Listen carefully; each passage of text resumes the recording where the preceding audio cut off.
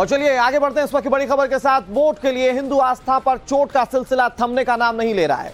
लालू और तेजस्वी के party RJD के कई सीनियर नेताओं ने एक बार फिर से भगवान श्री राम का गुणगान करने वाले रामचरितमानस का अपमान किया।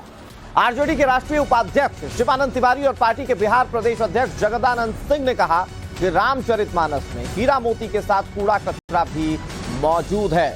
दरअसल ये दोनों नेता बिहार के शिक्षा मंत्री चंद्रशेखर के रामचरितमानस को नफरती ग्रंथ बताने पर अपनी राय दे रहे थे। इस दौरान चंद्रशेखर ने एक बार फिर कहा कि उन्होंने रामचरितमानस का विरोध नहीं किया, बल्कि उसके कुछ छंद को लेकर विरोध किया है। अब आरजेडी के बाकी नेता उनके समर्थन में उतर आए हैं। भाई आप पढ़े लिखे व्यक्ति हैं, आप हमको दिखा तो दीजिए मैं कहा रामचरितमानस के खिलाफ क्या हूँ। रामचरितमानस के कुछ छंद का विरोध किया, बस वही पूरा कचरा है। आरजेडी के राष्ट्रीय उपाध्यक्ष शिवानंद तिवारी और पार्टी के बिहार प्रदेश अध्यक्ष जगदानंद सिंह ने कैसे मंत्री जी के बयान का समर्थन किया, ये भी आपको सुनाते हैं। में बहुत अच्छी बात है, लेकिन इसमें कचरा भी है।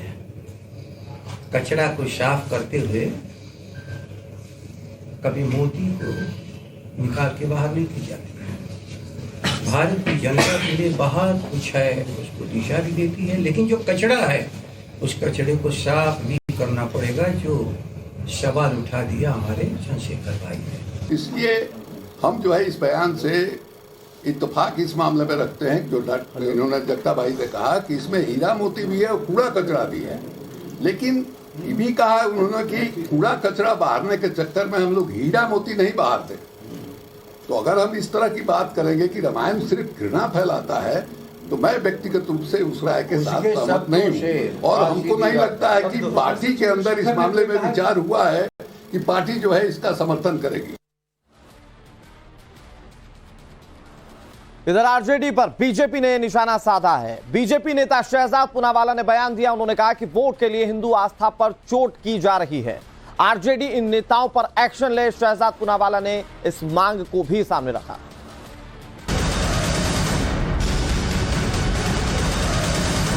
फिर से एक बार आरजेडी ने अपना असली चेहरा दिखा दिया है। इस बार शिवानंद तिवारी जी कहते हैं कि रामायण में हीरे मोती भी है और कूड़ा करकट भी है, कचरा भी है। इस प्रकार का वक्तव्य वो रामायण के बारे में देते हैं। इससे पहले जगदानंद सिंह ने जो बयान दिया था राम जन्मभूमि को लेकर कि नफरत की जमीन है, और फिर आरजेडी के शिक्षा मंत्री ने कहा था कि नफरत फैलाने वाला ग्रंथ है रामचरितमानस। लगातार जिस प्रकार से बयान आ रहे हैं, अब ये स्पष्ट है कि ये सहयोग नहीं, ये वोट बैंक का ऐसा उद्योग है कि बार बार करो हिंदू आस्था पर चोट ताकि मिले वोट बैंक का वोट। क्या किसी और धर्म के बारे में, धर्म ग्रंथ के बारे में या पावन स्थल के बारे में इस प्रकार की बातें बोली जाएगी? बिहार के शिक्षा मंत्री चंद्रशेखर ने जब इस तरह का बयान दिया था तो उसको लेकर पुरजोर तरीके से बीजेपी ने विरोध किया था, लेकिन तब भी सवाल यह था कि क्या आरजेडी उस बयान के समर्थन में है। लेकिन अब तस्वीर लगभग साफ हो चुकी है कि आरजेडी के बड़े नेता जब ये कह रहे हैं कि वो जो चंद्रशेखर कह रहे हैं उसका समर्थन करते हैं। हमारे साथ हमारे सहयोगी साकेत जुड़ गए पटना से ज्यादा जानकारी के साथ। साकेत, ये मामला ऐसा था जिसको लेकर आरजेडी से और जेडीयू से सवाल पूछे जा रहे थे लगातार, लेकिन अब आरजेडी का स्टैंड लगभग क्लियर होता हुआ नजर आ रहा है जगदानंद सिंह के बयान से और साथ ही साथ जो राष्ट्रीय उपाध्यक्ष उनके बयान से।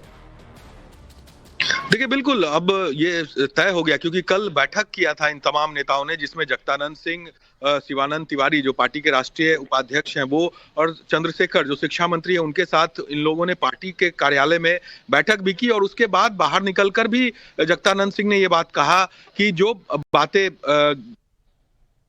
चंद्रशेखर ने कही है उसके साथ वो अभी भी खड़े हैं, पूरी पार्टी उनके साथ इस चीज को लेकर खड़ी है। तो ऐसे में अब साफ है कि इस पूरे मामले को कहीं ना कहीं मंडल वर्सेस कमंडल करने की भी कोशिश है आरजेडी के तरफ से, क्योंकि खुलकर जगदानंद सिंह ने कहा कि कमंडल वालों के सामने मंडल अब नहीं झुकेगा, उनको झुकने नहीं देंगे। यानी कि अब जो 2024 का चुनाव है लोकसभा का, उसे लेकर जो तैयारी है वो राजनीतिक पार्टियों की शुरू हो चुकी है। और कहीं ना कहीं इस तरह के जो बयान आ रहे हैं पार्टी के शीर्ष नेताओं के तरफ से आरजेडी के, वो ये बात साबित कर रहे हैं कि अब कहीं ना कहीं जो एक मुस्लिम वोट बैंक तो है ही, लेकिन दूसरी तरफ हिंदू वोट बैंक में भी अगरा बनाम पिछड़ा, मंडल वर्सेज कमंडल करने की कोशिश जो है इन नेताओं की शुरू हो गई है। और इस बयान को उसी लिहाज से देखा भी जा रहा है। जी, लेकिन साकेत, अगर ये सियासी दावपेच हैं तो इसमें भारतीय जनता पार्टी का स्टैंड और क्या हो सकता है? क्योंकि शहजाद पूनावाला कह रहे हैं कि ये सिर्फ वोट बैंक के लिए आस्था पर चोट की जा रही है।